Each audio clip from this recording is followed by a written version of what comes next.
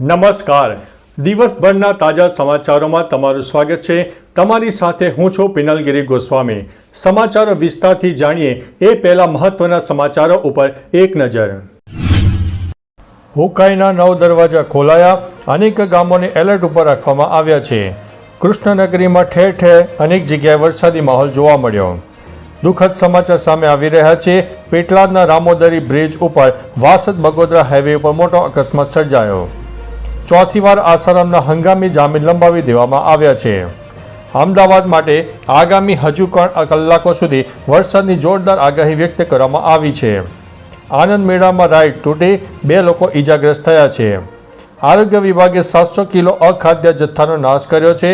વાત છે રાજકોટની. પાકિસ્તાન હોકી એશિયા કપમાંથી બહાર થઈ ગયું છે. અમેરિકામાં 1000 ફૂટ ઊંચી મેગા સુનામીનું જોખમ. મેલોનીએ કહ્યું, નમસ્તે, દુનિયા જોતી રહી. અમદાવાદમાં પીએમ મોદીની સભા માટે તડામાર તૈયારીઓ શરૂ કરી દેવામાં આવી છે. હવે મિત્રો સમાચારો વિસ્તારથી. પીએમ મોદી 25 ઓગસ્ટના રોજ અમદાવાદના નિકોલમાં એક વિશાળ જાહેર સભાને સંબોધન કરશે. આ કાર્યક્રમમાં અંદાજિત 1 લાખ લોકો હાજર રહે તેવી શક્યતા છે, જેને ધ્યાનમાં રાખીને તડામાર તૈયારીઓ ચાલી રહી છે. વરસાદની આગાહીને કારણે ખોડલધામ ગ્રાઉન્ડમાં સભા માટે ખાસ વોટરપ્રૂફ જર્મન ડોમ બનાવવામાં આવી રહ્યો છે. આ આયોજન અમદાવાદ મ્યુનિસિપલ કોર્પોરેશનની ચૂંટણીના 6 મહિના પહેલા મતદારો સુધી પહોંચવાનો એક પ્રયાસ છે. મિત્રો, અન્ય મહત્વના સમાચારની વાત કરીએ તો મેલોનીએ કહ્યું, નમસ્તે, દુનિયા આખી જોતી રહી. અમેરિકાના વ્હાઇટ હાઉસમાં યોજાયેલી આંતરરાષ્ટ્રીય બેઠક પહેલા એક રસપ્રદ ક્ષણ જોવા મળી છે, જ્યારે ઇટાલીના પીએમ જ્યોર્જિયા મેલોનીએ રાષ્ટ્રપતિ ડોનાલ્ડ ટ્રમ્પના સહાયકનું નમસ્તે કહીને સ્વાગત કર્યું. ત્યાં હાજર અન્ય નેતાઓ પરંપરાગત હાથ મિલાવીને અને ઔપચારિક અભિવાદન કરી રહ્યા હતા. તે જ સમયે મેલોનીએ ભારતીય શૈલીમાં નમસ્તે કહ્યું, ત્યારે બધા આશ્ચર્યચકિત થઈ ગયા, જેનો વિડીયો અત્યારે વાયરલ પણ થઈ રહ્યો છે. મિત્રો, અન્ય મહત્વના સમાચારની વાત કરીએ તો અમેરિકામાં 1000 ફૂટ ઊંચી મેગા સુનામીનું જોખમ. વૈજ્ઞાનિકોએ અમેરિકાના પેસિફિક કિનારા માટે એક ગંભીર ચેતવણી જારી કરી છે. તેમણે જણાવ્યું છે કે કાસ્કેડિયા સબડસ્કન ઝોનમાં એક મોટા પ્રમાણમાં ભૂકંપના કારણે 1000 ફૂટ ઊંચી મેગા સુનામી આવી શકે છે. વૈજ્ઞાનિકોનો અંદાજ છે કે આગામી 50 વર્ષમાં 8 કે તેથી વધુ તીવ્રતાનો ભૂકંપ આવવાની 15% શક્યતા છે. આ સુનામી સિએટલ, પોર્ટલેન્ડ અને ઉત્તરી કેલિફોર્નિયા જેવા શહેરોને ડૂબાડી શકે છે. મિત્રો, અન્ય મહત્વના સમાચારની વાત કરીએ તો પાકિસ્તાન હોકી એશિયા કપમાંથી બહાર. પાકિસ્તાન હવે 29 ઓગસ્ટથી શરૂ થયેલા હોકી એશિયા કપ ટુર્નામેન્ટમાંથી સત્તાવાર રીતે બહાર થઈ ગયું છે. સુરક્ષાના કારણોસર પાકિસ્તાન હોકી ફેડરેશને ભારત આવવાનો ઇનકાર કર્યો છે. આ સાથે ઓમાને પણ પોતાનું નામ પાછું ખેંચ્યું છે. આ નિર્ણય બાદ બાંગ્લાદેશ અને કઝાકિસ્તાનને આ ટુર્નામેન્ટમાં રમવાની તક મળી છે. આ સાથે જ પાકિસ્તાને 2026ના હોકી વર્લ્ડ કપ માટે ક્વોલિફાઈડ થવાનો એક મોકો પણ ગુમાવી દીધો છે. મિત્રો, અન્ય મહત્વના સમાચારની વાત કરીએ તો આરોગ્ય વિભાગે 700 કિલો અખાદ્ય જથ્થાનો નાશ કર્યો. રાજકોટના લોકમેળામાં આરોગ્ય વિભાગે કડક કાર્યવાહી કરી છે. 5 દિવસમાં 700 કિલોથી વધુ અખાદ્ય ખોરાકનો નાશ કરવામાં આવ્યો છે. બટેટા, બરફ, ચટણી, વાસી ઢોકળા, ખીર, ખીચા અને કલરયુક્ત ખોરાકનો નાશ કરાયો છે. વધુ વખત વપરાયેલા તેલનો ઉપયોગ સામે પગલાં લેવાયા છે. 40થી વધુ ખાણીપીણીના વેપારીઓને નોટિસ ફટકારવામાં આવી છે.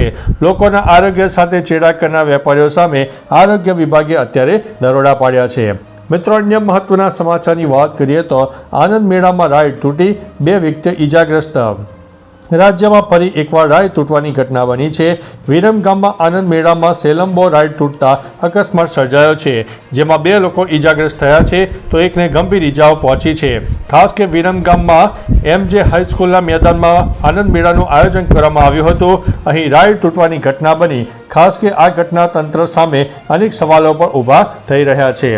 મિત્રો, અન્ય મહત્વના સમાચારની વાત કરીએ તો અમદાવાદ માટે હજુ પણ વરસાદની જોરદાર આગાહી. હવામાન સહિત અંબાલાલ પટેલે પણ ગુજરાતના માથે વરસાદનું મંડાણ હોવાની આગાહી કરી છે. હવામાન વિભાગની આગાહી અનુસાર હજુ પણ ગુજરાતના અનેક ભાગોમાં વરસાદ થઈ શકે છે, જેમાં અમદાવાદ સહિત સૌરાષ્ટ્રમાં ભારે વરસાદની શક્યતા છે. અનેક જિલ્લામાં એલર્ટ પણ આપી દેવામાં આવ્યું છે. સુરત, તાપી, ડાંગમાં પણ વરસાદ થઈ શકે છે. નવસારી, વલસાડ, અમદાવાદના અનેક વિસ્તારમાં હજુ પણ ભારે વરસાદની શક્યતા છે. ગુજરાતમાં અત્યારે સાર્વત્રિક વરસાદનો માહોલ પણ જોવા મળી રહ્યો છે. મિત્રો, તમારા વિસ્તારમાં વરસાદ છે કે નહીં, તમામ પ્રકારની માહિતી કમેન્ટમાં આપજો. મિત્રો, અન્ય મહત્વના સમાચારની વાત કરીએ તો ચોથી વાર આસારામના હંગામી જામીન લંબાવી દેવામાં આવ્યા છે. દુષ્કર્મ કેસમાં આજીવન કેદની સજા ભોગવી રહેલા 86 વર્ષીય આસારામને ગુજરાત હાઈકોર્ટે ચોથી વાર હંગામી જામીન આપ્યા છે. કોર્ટે તેમની સુનાવણી 3 સપ્ટેમ્બર સુધી લંબાવી છે. તાજેતરમાં રાજસ્થાન હાઈકોર્ટના નિર્દેશ ઉપર તેમનું અમદાવાદ સિવિલ હોસ્પિટલમાં મેડિકલ ચેકઅપ થયું, જ્યાં તેમના સમર્થકોએ હંગામો મચાવ્યો હતો અને મીડિયા સાથે મારામારી પણ કરી હતી. મિત્રો, અન્ય મહત્વના સમાચારની વાત કરીએ તો દુઃખદ સમાચાર. પેટલાદના રામોદડી બ્રિજ પર વાસદ બગોદરા હાઈવે પર અકસ્માત થયો. સ્વિફ્ટ કાર ડિવાઈડર સાથે ધડાકાભેર અથડાતા 3 લોકોના મૃત્યુ થયા. પોલીસે પોસ્ટમોર્ટમ માટે તેમને હોસ્પિટલ ખસેડ્યા. મૃતક રાજસ્થાનના વતની હોવાનું સામે આવ્યું છે. આ અકસ્માતના પગલે પોલીસ ઘટના સ્થળે દોડી આવી. રામોદડી બ્રિજનું જોખમી ડિવાઈડર 2 વર્ષમાં 9 લોકોના જીવ લઈ ચૂક્યું છે. મિત્રો, અન્ય મહત્વના સમાચારની વાત કરીએ તો કૃષ્ણનગરીમાં ઠેર ઠેર જગ્યાએ વરસાદી માહોલ જોવા મળ્યો. હવામાન વિભાગની આગાહી અનુસાર દ્વારકામાં અનેક જગ્યાએ વરસાદ પડ્યો. ભારે વરસાદને કારણે ગામડાઓ બેટમાં ફેરવાઈ ગયા. લાંબા વિસ્તારથી ન વરસાદ થયેલા વિસ્તારોમાં પણ વરસાદ થયો છે. અનેક ગામોમાં ભારે વરસાદને કારણે લોકોને હાલાકી ભોગવવાનો વારો આવ્યો છે. જામ કલ્યાણપુરમાં ભારે વરસાદ ખાબક્યો. ભારે વરસાદને કારણે નદી અને ચેક ડેમ પણ છલકાયા છે. ચોર અને ટંકરિયા અને દુધિયા ગામે પણ વરસાદ નોંધાયો છે. વરસાદના પગલે ખેડૂતોમાં ખુશીનો માહોલ જોવા મળ્યો છે. મિત્રો, અન્ય મહત્વના સમાચારની વાત કરીએ તો ઉકાઈના 9 દરવાજા ખોલાયા. અનેક ગામો એલર્ટ ઉપર. ભારે વરસાદના પગલે ઉકાઈ ડેમમાં પાણી છોડવામાં આવી રહ્યું છે. ડેમના 9 દરવાજા ખોલીને આશરે 1 લાખ ક્યુસેક પાણી તાપી નદીમાં છોડવામાં આવ્યું, જેને કારણે તાપી નદીના જળસ્તરમાં વધારો થઈ રહ્યો છે. નદી બંને કાંઠે એલર્ટ થઈ ગઈ છે. અનેક ગામોને એલર્ટ આપી દેવામાં આવ્યા છે. અનેક લોકોને સાવચેત રહેવા માટે અનુરોધ પણ કરવામાં આવ્યો છે. અધિકારીઓ પરિસ્થિતિ ઉપર નજર રાખી રહ્યા છે, જેથી કોઈ અનિચ્છનીય ઘટના ન બને. તો ચાલો મિત્રો, ફરીથી દેશ અને દુનિયાના સુપરફાસ્ટ સમાચાર લઈને મળતા રહીશું. ત્યાં સુધી અમને રજા આપશો. નમસ્તે.